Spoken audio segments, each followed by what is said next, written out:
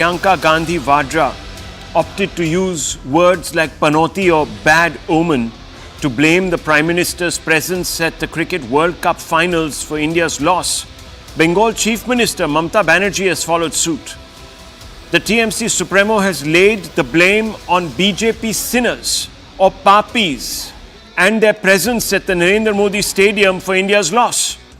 Not only this, she has also suggested that the saffron jerseys worn by the team ensured that they would be marked out for loss. Viewers, listen in to these pronouncements.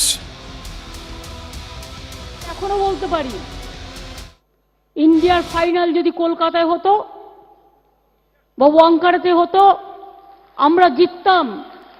আমাদের ছেলেমেয়েরা এত ভালো খেলাধুলায় সব গেরুয়া পরিয়ে দিয়েছে। Even খেলতে গিয়েও বলেছিল নীল পরা যাবে না। প্লেয়ারদের আপত্তিতে সেটা খাটেনি, তাও দেখবেন নীলের মধ্যে একটু হলুদ লাগিয়ে দিয়েছে, গেরুয়া লাগিয়ে দিয়েছে। পাপিষ্টরা যেখানে যাবে। अच्छा भला हमारे लड़के वहां पे वर्ल्ड कप जीत जाते, वो वहां पे पनौती हरवा दिया। मुस्कुराइए भाई, देश आप लोगों को देख रहा है। आप लोग बहुत अच्छी मेहनत की है। Thank you. और चलिए होता है। The BJP naturally slammed the abuse-laced approach of the Congress and TMC, but the most articulate response came from Mohammad Shami, the de facto cricketer of the tournament for India. Listen in to Mohammad Shami. देखिए बहुत ज़रूरी होता है क्योंकि उस time पर हम match हार चुके थे और जब आपके प्राइम मिनिस्टर जब वहाँ पे आके आपको प्रोत्साहन देते हैं तो वो एक अलग ही एक कॉन्फिडेंस होता है कि देश का जिम्मेदार आदमी आपके साथ आया है, आपके सहानुभूति दे रहा है। आप लोगों ने देखा ही है कि कैसे उन्होंने सबका साहस बढ़ाया है, कैसे उन्होंने सबसे मुलाकात की है। ये बहुत अच्छा लगा हम लोगों को। देखिए मेरी हमेशा कोशिश यही है कि कंट्री के लिए बेटर करते रहें। Shami summed it up, viewers. He said that the Prime Minister came to basically share his sympathies and condole with us. And Shami is right. The PM's entry into the dressing room was to offer much needed solace to a group of shattered heroes who frankly were done in by fate and not the lack of application or talent. India was far and above the best team in the World Cup going in, viewers, with a perfect record, blemishless record. To be dismissive of the Prime Minister's sensitiveness or to brand him a panoti or a bad omen for attending the game reeks of bad taste. Period. Worse, it legitimizes superstition, unreason and casuistry of fact fudging. In fact, the record tells us that Modi isn't the first Prime Minister and hopefully wouldn't be the last Indian Prime Minister to attend a significant tournament or lend a shoulder to athletes in need of a pick-me-up. Leadership is, after all, the art of sharing in the highs and lows of the public. Here's when Congress Prime Ministers attended such significant sporting occasions, and that too, viewers, let me tell you, in a losing cause.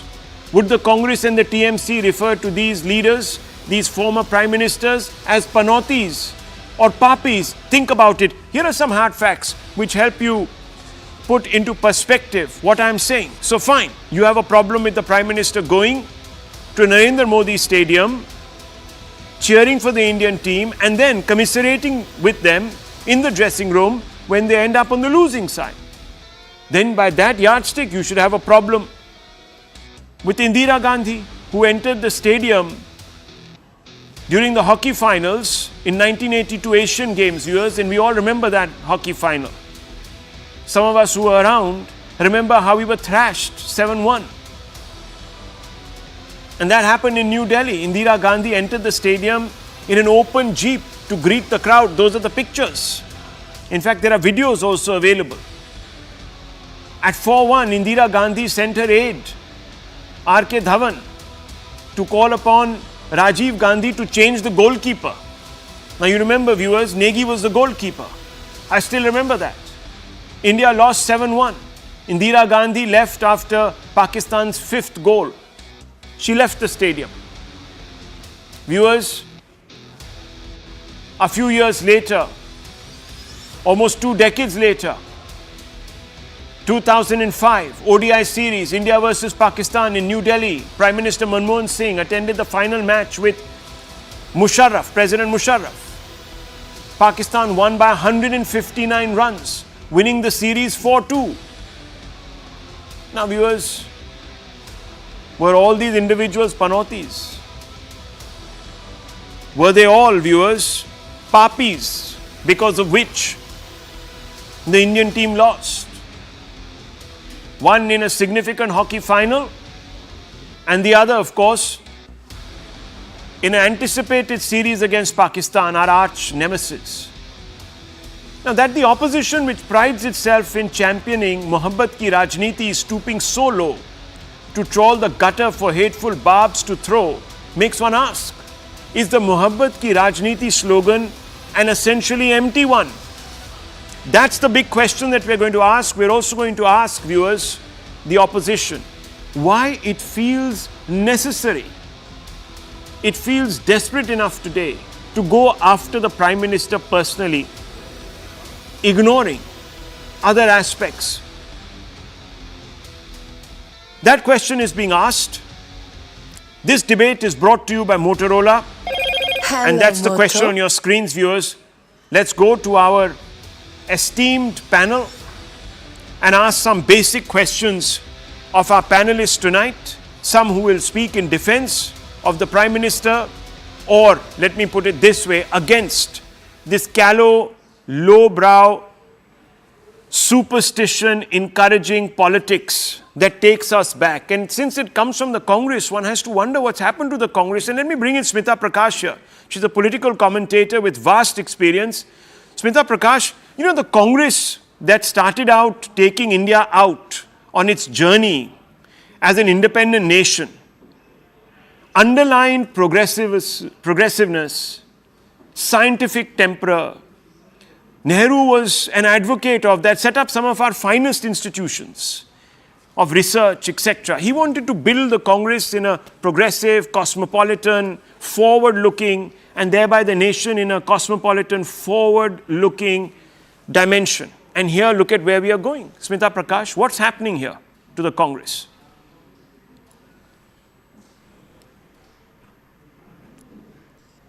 I think what has happened, the fault lines are running very deep in politics today. And as we get closer to the 2024 elections, I feel that every political throwing is to the ring, and it's a very high stakes game now. It's literally become like a big. Okay, we're having a few problems with that connection with Smita Prakash. It's dropping out. But let me pass that on to Savio Rodriguez. We're going to fix that and get Smita Prakash back. I think she was setting up this debate. Savio Rodriguez, what do you make of this? You know, cricket is a sport. Sometimes your team will win. Sometimes your team will lose. Opposition politicians must refrain from playing petty politics, because the real reason is that India is above all. So, no games, just sports should actually be the mantra for all politicians as far as India is concerned. Now, why do I say that? You know, Rahul, I say that primarily because the team, whether it's a cricket team, whether it's a hockey team, whether it's a football team, represents India. And India is not about Congress or BJP or an Aam Aadmi Party, or in this case TMC. It is about India. And there are lots of hopes and aspirations that the people of India put in their team when they are playing, especially on a stage like World Cup. Therefore, we should really be thinking about sports and not games. There's a huge difference between sports and games. There's a huge difference. It is indeed. And how tragic it is that that difference is today being deliberately blurred, that line, viewers. And let me bring in Dr. Sumansi Raman on this. Dr. Raman, why is a exceptional, and you might have even read editorials now in the newspapers, why is an exceptional gesture of sentimentalism, of support being reduced to a political stunt by the opposition? Have they nothing more to talk about in this election campaign? I don't think that, Rahul, this is a political stunt by the opposition. First of all, I don't know if it is, it was necessary to go with a video camera and into the dressing room. Easily a photograph could have been taken and released, which would have conveyed that the Prime Minister expressed his support to the team and so on. Now, if you are looking at, people hurling, abusive speeches or epithets at you, you will remember last week the Prime Minister called Rahul Gandhi Murkho ka Sardar. So basically, if you are calling Rahul Gandhi a leader of fools, I think that you will necessarily, if you dish it out, you will have to take it back. So I think that that is exactly what is happening now. And this, 5 years ago or 10 years ago, such statements could be used for political purposes. When opposition, oh my God, they are abusing the Prime Minister. But I think that script has worn through now, especially because the Prime Minister has no problem in saying things about the other political parties, especially the opposition leaders. So once that happens, people now say, okay, he's giving it to them, and they are giving it back. So that's it. I mean, I don't see. No, Dr. Raman, there is a difference here. I think Savio Rodriguez was talking about drawing a difference. Now, hang on. There is a political context. 1 second, sir. I am not here. What is the political context in 1 second, Dr. Raman. Dr. Raman, invective flows both ways. Let's be honest about that. Okay. Let's be. No, just 1 minute. Just 1 minute. Just 1 minute. There is invective linked to politics, and there is invective, sir, that shouldn't be linked to politics. So let's make that distinction. Now, I want to ask you, what is wrong? Where does Jersey cow fit in? It talks about, I presume, and I don't know this. I don't know this, the BJP can explain it, but I presume it came from this long tutelage, apprenticeship that Rahul Gandhi undertook and continues to undertake. Perhaps that, I don't want to go down that route with you. Because there is no end to this. Because then someone will turn around and say, what does Gandhi Nali ka Keeda, where does that come from? Or Neech, where does that come from? Or Chai Wala's, Beta, where does that come from? So, or hybrid cow. But 1 second, I want to ask you. Well, remember, the first person who talked about Sonia Gandhi's foreign origins, my dear, and broke the party was Sharad Pawar, who is today sitting in the India Alliance as its main convener. So please, there was a context there. I'm not in any way rationalizing the context. Excuse me, no, 1 second. Sumansi Raman, let's not be too clever by half here.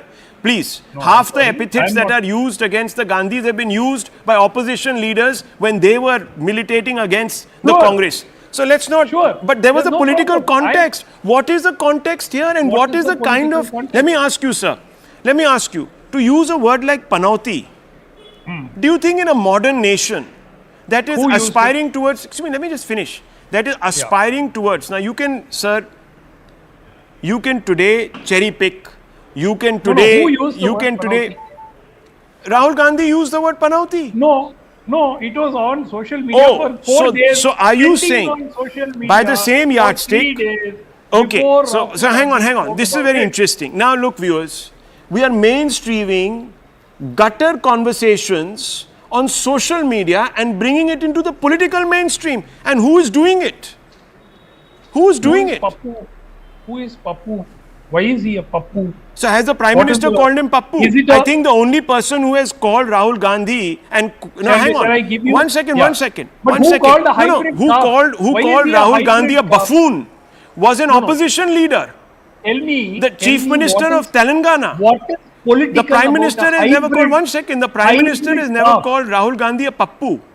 Let me tell you. He has used the term hybrid car. Now tell me, what is a hybrid car? I am telling you What is the the context. political messaging Okay. behind Now a you hybrid understand car? that. Don't be No, I'm just naive. asking you. I Don't don't be know. naive. I don't know the political You know, I messaging. don't. If you don't know it, sir, then go and read I your don't political know. history. Tell me what is he trying to Understand what explain to the signaling is people? in politics. When But he you calls certainly somebody a don't. hybrid. Okay, one second. Look, I'm not here defending. As I'm trying to tell you, invective has been My used. point is very simple, Rahul. Both sides have been using. Okay, so such everything language. is fair in love and war. Both That's are at that's fault. what you're saying. Both Okay, are at fault. let me Both bring are at in fault. Sushil Pandit and Kamru Chaudhary also. Sushil Pandit, what do you make of this? What do you make of this unalloyed, unabashed attack from a party that supposedly calls itself a party that has opened a muhabbat ki dukan? And I will quote out of an Express edit after I finish. But you go ahead first, Sushil Pandit. Thank you, Rahul, for having me on the show, and good evening to you and your viewers, the co-panelists. It is nothing but visceral hatred for the Prime Minister, Prime Minister's persona, and through him to the very office, the high public office in our contemporary times. It's a no-holds-barred attack at the institution and the person who occupies the institution, because today they don't make any distinction. He indeed said PM as in Panauti, Modi and Prime Minister, So all distinction, all thin lines were blurred. And this was nothing but visceral. It was vicious. Never has anyone sunk so low in the political discourse that I've been witness to in several years. Of course, there have been horrendous lows in the past as well. But coming from the foremost leader of opposition for the person leading the country is abysmal, is unprecedented.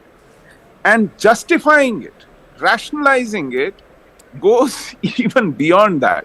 In the heat of electioneering, campaigning among the people, you could use different pretexts, ways for explaining it.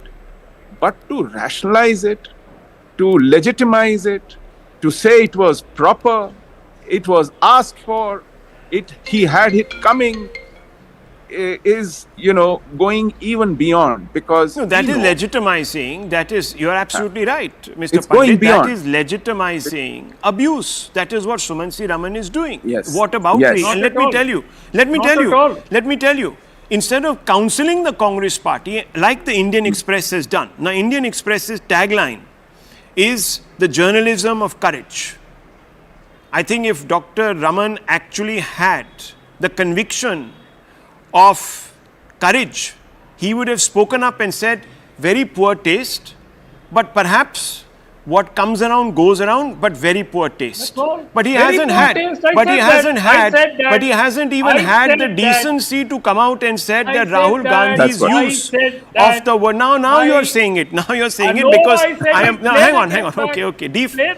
Post facto rationalization ab shuru ho gaya. Okay, now let me one second. Right. Yeah, sure. You say to me that Rahul Gandhi has completely done an injustice, including the TMC Chief Minister, Mamata Banerjee. I'm sorry. There it comes. He will not accept. He will not accept. Now, one second. But we should take an elevated position as commentators. We should say, it doesn't matter if one side starts it, someone has to end it. That is leadership. That is statesmanship, viewers. That means that you rise above. Excuse me. That means you rise above. You rise above temptation. That is leadership. That is maturity, and that is class. That is being classy. You don't come around and say, "Usne bola, to main bhi bolunga." Is this a race to the gutter, viewers, to the bottom? It's not, is it? No one should be encouraging that. Kamru Zaman Chaudhary, let me ask you a very simple question tonight. Fine, the Prime Minister for you is a bad omen. But Indira Gandhi went to watch a final match She in fact walks out of it at 4-1, calling upon her son to fix the game, to go out there and have the goalkeeper removed. This is all on record, sir. Never denied. Then Manmohan goes in the great halo of cricket diplomacy, graces a match with a dictator who you should perhaps not have even been speaking with. But nonetheless, chalo, wo bhi maaf kar diya. We sat with a man who was staging coups and bleeding India through 1,000 cuts, sponsoring jihad, Ghazwa-e-Hind, and that too in a losing cause. Would you call them panotis, Kamru Chaudhary, by the same yardstick? Yeah, Rahul, if we are discussing about civility in public discourse, let me ask you one very simple question. As sitting Chief Minister of BJP ruled state, Hemanta Biswa Sharma invokes late Indira Gandhi in the same tone that a majority of the Indians are calling the Prime Minister Narendra Modi, though there is no direct link with him, as a panoti. You know, there are certain names that have become synonymous with particular leaders out here in India. Like a chai wala, if we call a chai wala in a modern days, we go to Narendra Modi directly. Nobody goes to the street side chai wala vendor out here. Now, let me remind you about actor Kajol or the unacademist, Karan Sangwan, when they said that please elect educated members for the legislature or for the parliament. Then suddenly you have got the entire ecosystem up in arm against actor Kajol or Karan Sangwan, stating they are abusing Prime Minister Narendra Modi. What kind of morons these people are? Nobody has abused the Prime Minister. And when you talk of superstitions, Rahul, pouring milk on photographs of cricketers, what type of superstitions are these? Don't you have a distinct this thing between our gods and the cricketers? It's incredible. This is the type of level of gutter level political discourse that we have come down to in India right now. When you call Murkhon ka Sardar, that means we are bloody fools in India supporting Rahul Gandhi. Yes. That comes from the mouth of the same Prime Minister. Yeah, Rahul, when you sit in a glass house, it's better not to throw stones at others. You throw one stone, this is New India, mind you, we'll throw 10 stones at you and you better bear it. Because we are not going to sit lying down. Now it's good that the Panauti name has been endorsed by the Election Commission, by the Bharatiya Janata Party, by media houses like you and great anchors like you, Rahul. So let it stick, because no name was sticking with Narendra Modi. Now the Panauti name is sticking with him, so be it. How can we help it? Because Rahul Gandhi never mentioned or never linked Narendra Modi to Panauti.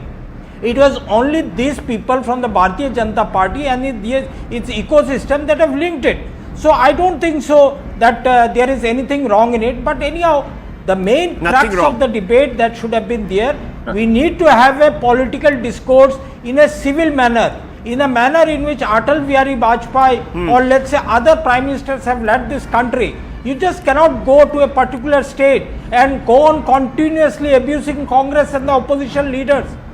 This is not the way that India's civility should be going on. Let me bring we are a democracy, a functional democracy, and the largest democracy in the world. Okay. Our leaders should be expected to maintain a little bit of civility. Civility. Okay. Now viewers, look at this. This is a complete rationalization. And Rahul, 10 more rationalization. seconds, please, if you permit me. No, take one 20. Small point I've just forgot. Sir, this platform is open to abusing the Prime Minister. You abuse him. 20 seconds. Take one more minute. No. Elevate the level of this debate to the gutter. No, I'm not abusing. Because right now we are even the below point gutter. Is that you cited some instances of Indira Gandhi. You cited some which you didn't respond to, of course. Singh. Why is this not? Why is it not coming? Simple reason, Indians are fed up of the overdose of megalomania. Okay. You see, when Chandrayaan was about to land on the surface of the moon, you had Prime Minister face coming in front of our TV screens. People are fed up of that. Let us accept Viewers, that India is not a monarchy. Let me come in here. On the issue of megalomania, Kamru Chaudhary, the Congress should not preach, for God's sakes, please.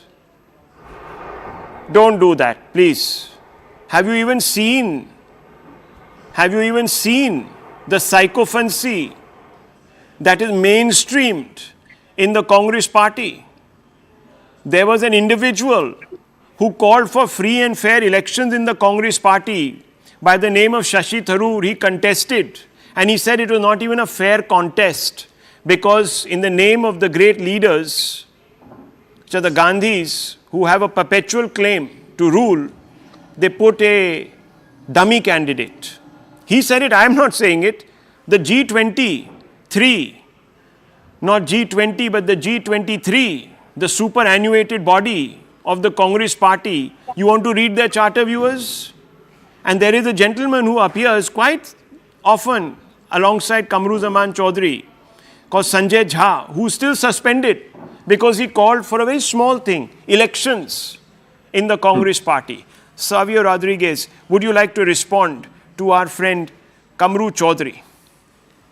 Well, I've always believed that Suman and Kamru are entitled to their opinions. But let me tell you where I have a problem with. You may dislike Narendra Modi. You may want to call him names. But where Rahul Gandhi went wrong was when he called PM Modi, Panoti Modi. Now, PM is not an individual. It is a representative of this country. That is where I have a problem with. You can continue to abuse Narendra Modi. BJP leaders will continue to have a word or two against the Congress. But why do you insult the PM position is my problem. Because Rahul Gandhi categorically stated, PM means Panoti Modi. Right? That's what he said. So today, I want to ask Mr. Chaudhary out here, somebody in the Congress would aspire to become a Prime Minister at some point of time when people have confidence in them. Right now, they don't. Would that person also be a Panoti at that time? Because that person would be a PM. So that's the real problem. Why are people having a problem? They're having a problem because you have soiled the position of the Prime Minister. Now take us, for example, if we were in a sporting team, which we were in our college days, Rahul, if we ever lost a game, we would look up to the principal of that college or a senior teacher who would comfort us. So I don't see anything wrong with what the Prime Minister has done. Now let me tell you, this conversation, Savio, about Megalomania, do you know, viewers, how many institutions in this country are named after the Nehru Gandhi family? Should I read them out? Jawaharlal Nehru Institute of Postgraduate Medical Education and Research, Pondicherry. Jawahar Bal Bhavan, Thrissur, Kerala.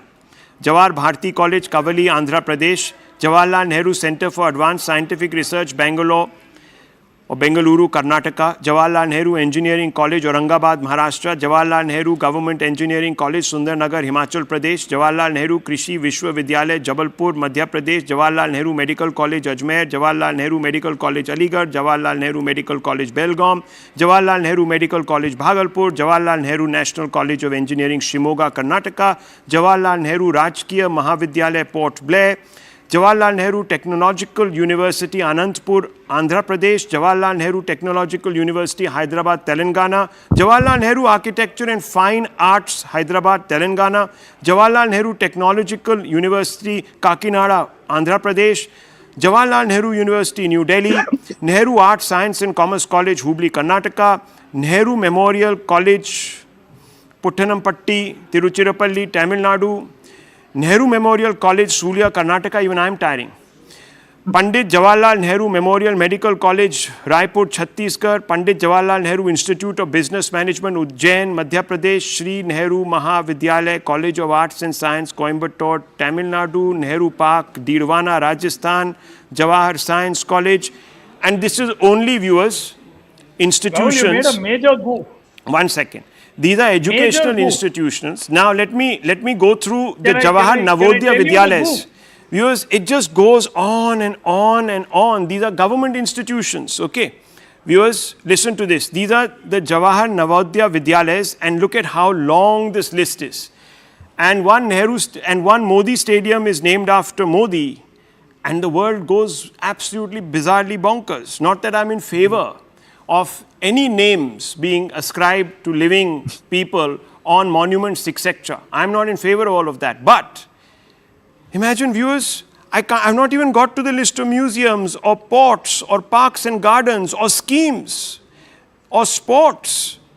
Viewers, Airports. and they are talking about Sushil Pandit, about demagoguery and about, the overbearing megalomania. I've only come to Jawaharlal Nehru. I've not even begun with Indira Gandhi or Rajiv Incredible. Gandhi or Sanjay Gandhi. And we must remind them, Rahul, these two prime ministers, great prime ministers India had, Nehru and Indira, they gave to themselves Bharat Ratna while they were prime ministers. It is incredible the level to which this scratching your own back and giving yourself tributes. I mean, this is the epitome. And the party that does it accuses others of megalomania. I mean, it beats all reason. And then you were saying that, I heard Kamaru say that this has stuck. Panauti has stuck. He was gloating over the fact that these people have accepted it. When you threw a slur like Maut Ka Saudagar, you saw the outrage as something which has stuck. And it gave you a rout in Gujarat. You thought Chaukidar Chor Hai has stuck. And it gave you a rout in 2019. You refused to learn. And now you feel Panauti has stuck. Yes, it has stuck in the minds as an outrage unacceptable. And it will give you a rout in just few months down the line. Every time you open your mouth and you think that this has stuck as a description, you will see the consequences very soon. These are hard-earned wages. Yes, let me ask. And you refuse to learn. Let me ask. Forget about it being an ethical blunder because we've normalized it, as you've heard our panelists, especially Kamru Chaudhary. But let me ask Suman C. Raman, who's at least more acutely aware of how politics plays out. Dr. Raman, is this also a tactical blunder? Forget about the ethical blunder. Is it a tactical blunder? Twice, Maut Ka Saudagar, and most importantly, very importantly, viewers, Chaukidar Chor Hai were used, and the Congress party was delighted at the fact that every media house was talking about it. What happened? Suman C. Raman. Rahul, I think you will see a little bit of a precursor as to what impact this has on December 3rd. Okay. But I also believe that times were quite different in 2014. Of course, it was totally different. In 2019, there were other reasons as well. It certainly was not the Chaukidar Chor Hai, which was the only reason for the re-election. Then why then Suman C. Raman, then Dr. Raman, why did the Congress focus the nation's attention on Chaukidar Chor Hai for months altogether with all their own ecosystem talking about Rafale? We went bonkers. One second, Rahul. Much water has flown under the bridge from 2019. We are now, and don't take my word for it. Just see what happens on 3rd December. After that, we will talk. Okay. So I think that this is not a issue as far as the voter is concerned. I think that they are more worried about bread and butter issues. Okay. 2014, there was tremendous anti-incumbency. Voters are worried more about bread and butter issues. They don't really care about the direction in which our polity is headed. It can go into the gutter for all they care. That's really what we are being told, viewers. And whoever pushes it further into the gutter will come back in a much more robust fashion, because that is what our voters like. They like to wallow in the gutter with their politicians. Can you believe it, viewers? Look at the contempt for you out there. Forget about anyone else. Can you believe it? This is what our panelists say that you want. Is this what you want? Is this how you want the transaction of politics to continue in this country? Think about it, viewers. Because I'm going to move on to another election in another country that is raising eyebrows, political temperatures, and causing a complete meltdown in the left. Anti-Islam populist Geert Wilders, the leader of the Freedom Party in the Netherlands, has won a huge victory in the general elections there. Wilders is in line to lead talks to form the next governing coalition and possibly become the first far-right Prime Minister of the Netherlands. Wilders' Freedom Party was forecast to win 37 seats in the 150-seat lower house of parliament, 2 more than predicted by an exit poll when voting finished on Wednesday night, and more than double the 17 he won at the last election. Now, the key planks of Wilders' campaign is a ban on the Quran, the closure of mosques, and a crackdown on the asylum tsunami. He did, however, go back and said that he wasn't seeking the ban on the Quran anymore, at least for now, because there were other important things to do, specifically tackle the immigration crisis, specifically from Muslim lands, viewers. And he only dropped his opposition to the Quran because he wanted to appeal to, very tactical, not ideological, appeal to those people in the centre-right political parties that weren't wanting to give him support. But once he made that concession, they're all lining up behind him to give him support. So he will perhaps be the Prime Minister. He is, of course, a veteran politician in Netherlands. Now, from Italy to Spain to Austria to Hungary, Wilders' rise is indicative of the rising right-wing narrative across Europe. And viewers, we have seen that narrative play out in different countries and being rewarded. So let me just run you through some of the big names that are today in power in various European countries who are thought to be from the far right. Can we put out that quick graphic on air if it's possible? Because it's important, viewers, you get a sense of the spread really of how Europe is changing its political inclinations. So Italy, Giorgia Meloni led a far-right coalition to victory in 2022. And she is in power on the issue of banning illegal immigrants. She also wants to bring down most mosques in Italy. She campaigned on the hardline anti-migrant and anti-LGBTQ policies. She is today seen as the last defense against Italy being overrun by immigrants. Spain, right-wing Vox is now the third largest national party. Far-right gains in Europe, an example of that. Anti-migration, anti-Muslim and anti-EU rhetoric. And it could very well be in power very, very soon. Champions conservative views on LGBTQ and women's rights. Viewers, let's look at another country. Let's go through this very quickly because otherwise we lose time. France, Marine Le Pen, National Rally is the biggest opposition party. She also campaigns on immigration limits, ban on Islamic headscarves and other such issues. She even calls EU human rights law an Islamic Trojan horse. She's that extreme, but she's also forging her way into the equation. Austria, Freiheit Freedom Party leading the national polls. Again, viewers, similar views. Founded in 1956 by a former Nazi officer. Charter boasts hardline anti-immigration and nativist policies, which is that issues around the country and of the people of that country should be given pride of place. Hungary, Viktor Orban has served as Prime Minister since 2010. There are many examples, viewers, and again, he bats for ethnic homogeneity of Hungary. So has no room for anyone from outside. Government has spent billions on Academy for Future Nationalists. So this person has entrenched himself and wants to also ensure that his ideology is pushed very hard. Now let's open this up because, viewers, what does all this mean for Europe? Does it mean that multiculturalism is dying? And most importantly, can all this be brushed aside as, Islamophobia? Because many people say that there are certain communities which find it very difficult to integrate because they have a certain dogmatic view of the world. Sushil Pandit, what do you make of it? You've been a student of politics and you've been looking at, of course, Western politics also and writing about it. What's your opinion? Yes. Thank you, Rahul. I have been tracking this politician, Geert Wilders, for a decade and a half, in fact, 2 decades.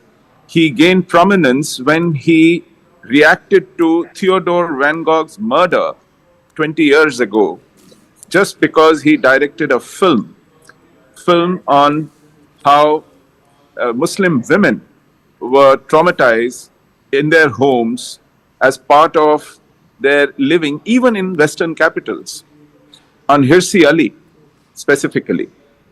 Now, this man, whatever he said and stood for, wasn't in fashion those days, but he carried on. He could see what was coming. People were in denial. Large populations of Europe were in denial, and he kept at it. He was shunned. He had to live in security. He couldn't move freely. He was deported by Britain when he went there to address people. He wasn't allowed to even step out of Heathrow Airport. But people relented. And today we see an entire surge of Islamists across cities in Europe that he had been warning continuously, relentlessly. And today there is realization. City after city, state after state, nation after nation across West are realizing that they are being subverted from within. Europe is being turned into Eurabia, and Western values, democracy, freedom, liberal ideas are in severe jeopardy because of a demographic assault on Europe, assault on their values, assault on their lifestyles, assault on the very civilization that they hold dear. And he has been the torchbearer of this campaign. Today, his success is hard-earned, Rahul. And it is also a pointer, to what is likely to come in foreseeable future in other countries. It is an understandable reaction to what Europe has suffered and is suffering. Okay, so this is one point of view, viewers. Let me bring in the other side. Senior journalist joining us from London, Hamid Khan. Mr. Khan, is this a backlash, as Mr. Pandit sort of describes it, to radical Islamism, Islamist exclusivism and supremacism? Or is it just naked Islamophobia that is fueling all of this? Where do you stand on this? How do you see this? Thank you very much, Rahul. I believe that it is a very sad thing that the multiculturalism is dying in a different way.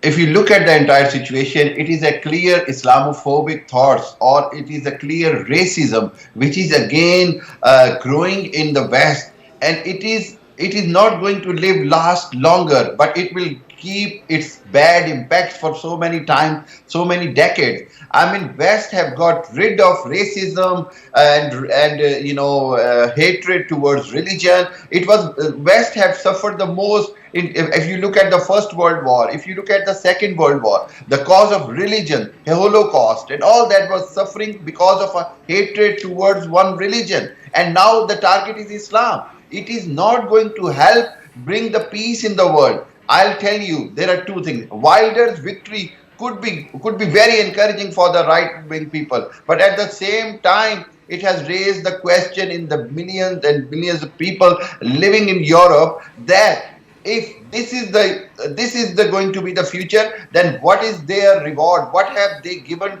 What will they get? What they have given to the Europe in terms of their economic growth, in terms of the contribution. It includes Indians, Pakistanis, Arabs. It is not. It could be. You can see it as an Islamophobic. I can see it against a racialism. Anybody with a color will be targeted in their next phase. So I think it is not a very good sign. Although people have voted for it, I respect the people's vote, but at the same time, I always believe that this kind of policies do not have long-lasting impact and long-lasting life. Rather, it will be a very much suffering for those countries who are going to adopt this kind of right-wing ideology, because right-wing ideology brings war, right-wing ideology brings racism, right-wing ideology brings hatred, and now in such I would say multicultural and world, hatred will not be able to succeed. It will have a much less life impact.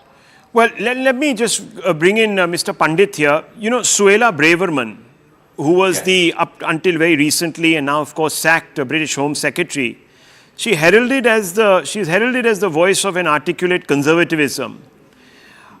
She observed, and this is what was said, that she said, basically that she was meaning. She says the civic argument against immigration, she built that, and she said multiculturalism makes no demands of the incomer to integrate.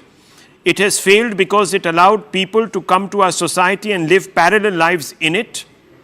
They could be in the society but not of the society.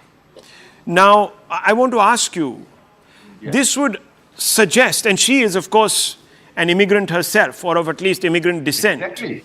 So, Mr. Pandit, where is this coming from? Now, is she sort of castigating herself, or is she generally talking about immigrants who refuse to submit themselves to the larger Western super culture? And if so, why don't they do so? Rahul, it is so ingenious to hide under the threat of racism and threat to immigrants for Islamist mindset in order to castigate this victory and this response of the masses within Europe. In Britain itself, polity has begun to distinguish very clearly. We were all banded together as South Asians. Now there is a very clear demarcation between Indians and Pakistanis into Islamists and non-Islamists. That discrimination is absolutely clear. Likewise, good immigration and bad immigration. Racism versus inclusive, assimilating populations, disciplined populations. I'll give you an example. In UK itself, the percentage of Hindus is abysmal to 2.5%. And Muslims is barely about 5%, 6%, less than 5%. But the prison population is almost 20% for Muslims of all racial or nationality backgrounds. Whereas Hindus are not even a fraction. They are barely 350. Well, viewers, look. So those who are well behaved, those who assimilate, those who do not disrupt, those who do not show aggressive behavior, attack police, indulge in crime, drug peddling, those who study, build careers, contribute to society, are recognized, this and debate those who will rage the on. System This debate will rage on. Live Let's on just benefits. hope that the center expands and not the extremes, because in any society, when the extremes start expanding, then there's a problem. I think also, Mr. Khan, you have to admit that there needs to be a little bit of introspection, perhaps, among certain communities. They must also let go of their sort of supremacism or their exclusivism. I agree. You know, India is such a brilliant example of multiculturalism. But even here, there is now an incipient backlash because certain individuals in our community are refusing to adopt the larger mores of our civilizational ethos. I'll take a very short break, viewers. When we come back, viewers, we're going to check up on all of those laborers who are trapped in the tunnel and how they're doing. Stay with me. Hello, Moto.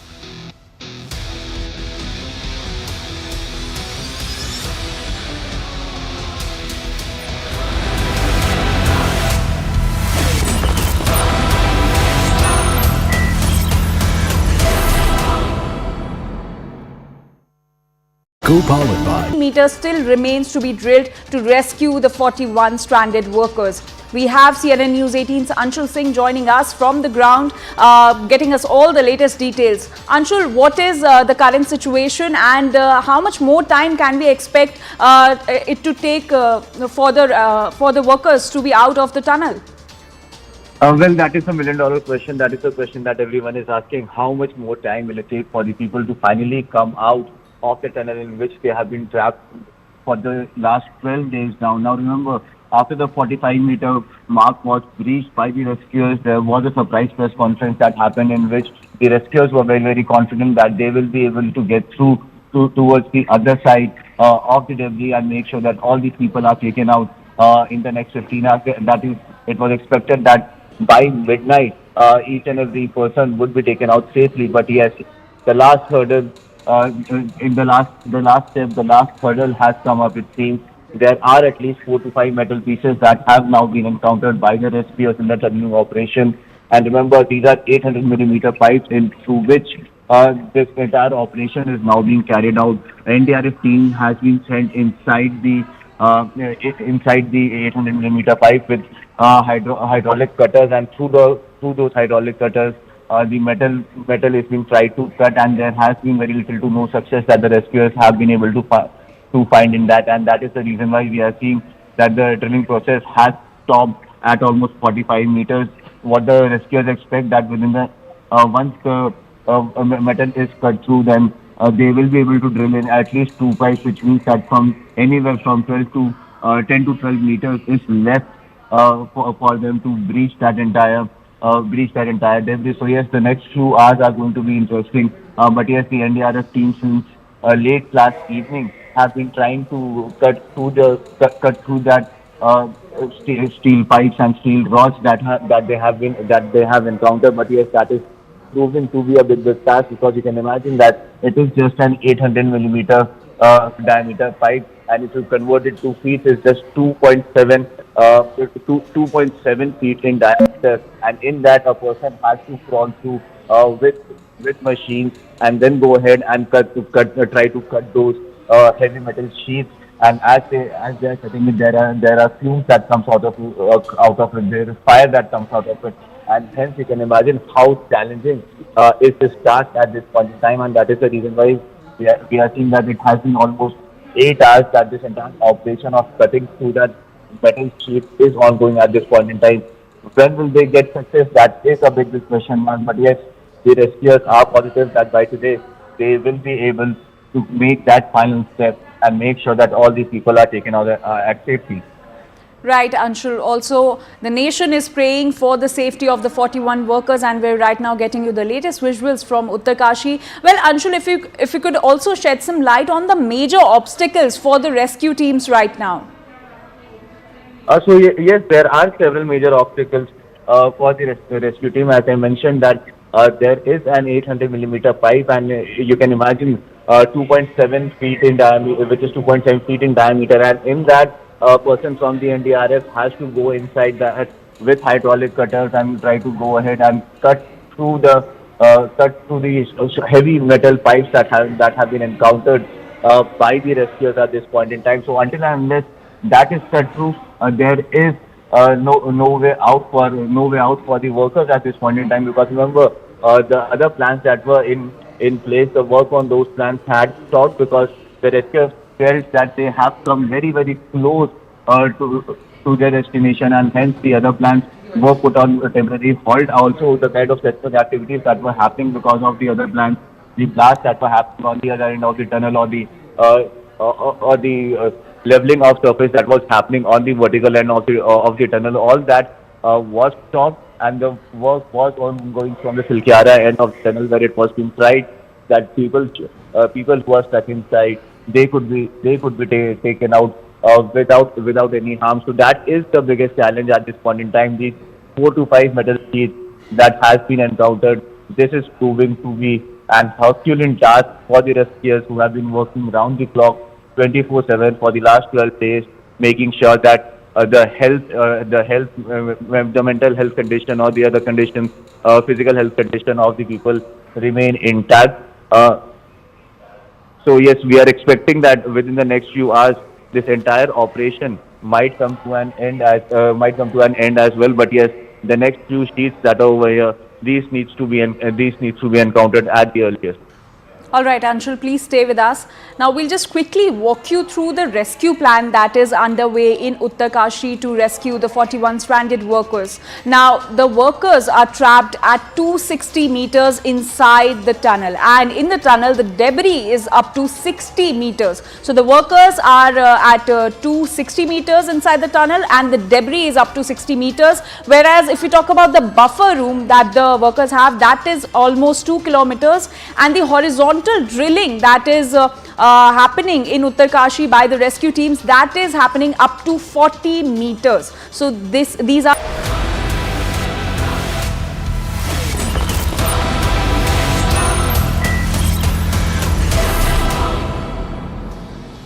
Viewers, we have some good news to share with you tonight. News of a big breakthrough in the rescue operations at Silkyara Tunnel in Uttarkashi.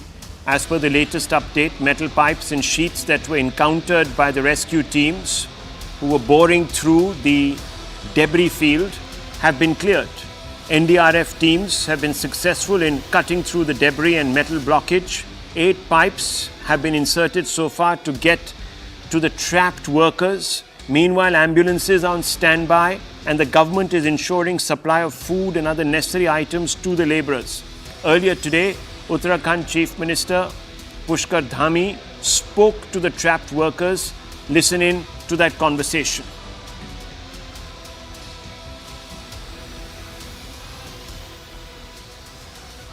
Okay, do we have that conversation? Can we play that out?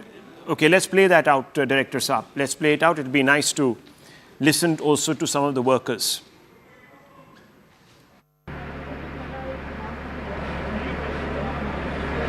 अच्छा चलिए भाई, बहुत हम लोग बिल्कुल पास पहुंच गए हैं और बड़ी आप लोगों की हिम्मत है और बहुत ही आप लोगों के लिए सब लोग प्रार्थना कर रहे हैं यहाँ और हम लोगों को उम्मीद भी है। मैं भी रात से आ गया हूँ, जनरल साहब भी आ गए हैं यहाँ पर और प्रधानमंत्री जी रोज़ आप लोगों के बारे में रोज़ चिंता कर रहे हैं, रोज़ अपडेट लेते हैं मुझे सवेरे 7 बजे। आज भी अभी आया है, अभी बताया है, बिल्कुल 45 मीटर से आगे हम लोग आ गए हैं और मुश्किल से 10 मीटर और आना है। बीच बीच में क्या है कि सरिया वगैरह आ जा रही है ना ये, तो हाँ, तो आप लोगों को पता ही है। थोड़ा सा ये है कि हिम्मत बता के, और किसी सबकी तबीयत वगैरह अच्छी ठीक है ना वहाँ पर? चलिए,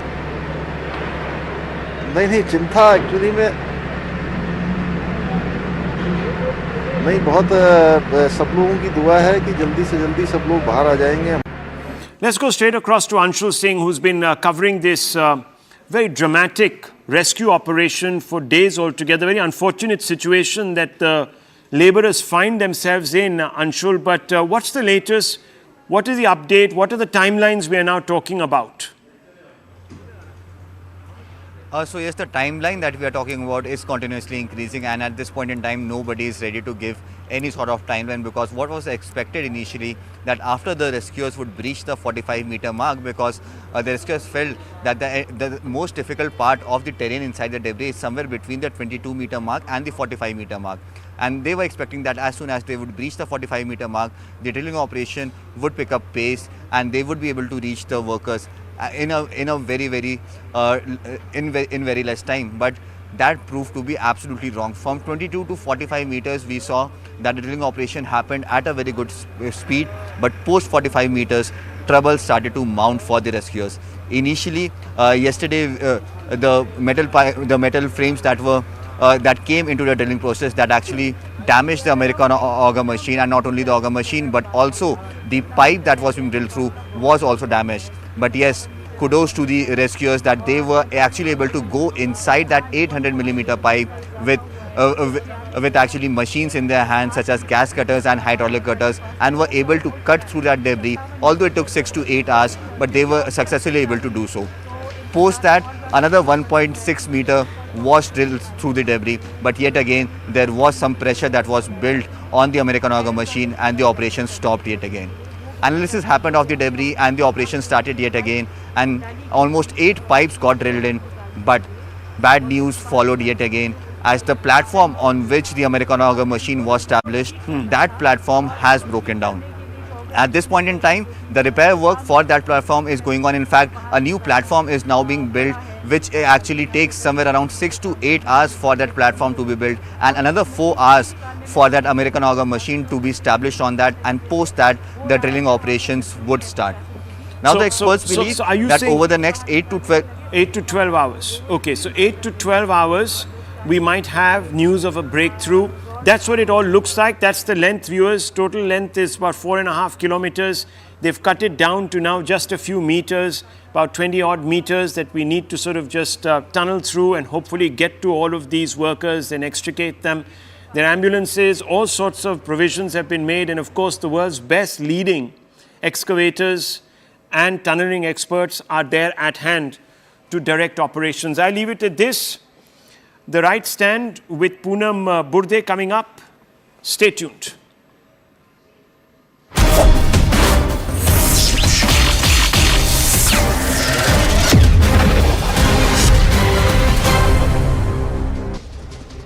Good evening, hello and welcome. You're watching The Right Stand here on CNN News 18 with me, Poonam Burde. China's persecution of Uyghur Muslims is an open secret. It is an ethnic minority that lives prominently in the Xinjiang province in China. They are at the receiving end of arbitrary detention. We've seen torture stories coming in of sexual assault, forced sterilizations. We've heard those stories coming to the fore from that region for years together. Report after report by several world bodies, including the United Nations and other international ones, have thrown light on these excesses by the Chinese administration. But nothing changes, unfortunately, for those millions of Uyghurs in China, specifically in the Xinjiang province. There is a new report now that has come to the fore, and this is by the Human Rights Watch that has put the spotlight back on the issue. They have now alleged that China's abuses against the community, against the Muslim community, go much beyond just the Xinjiang province.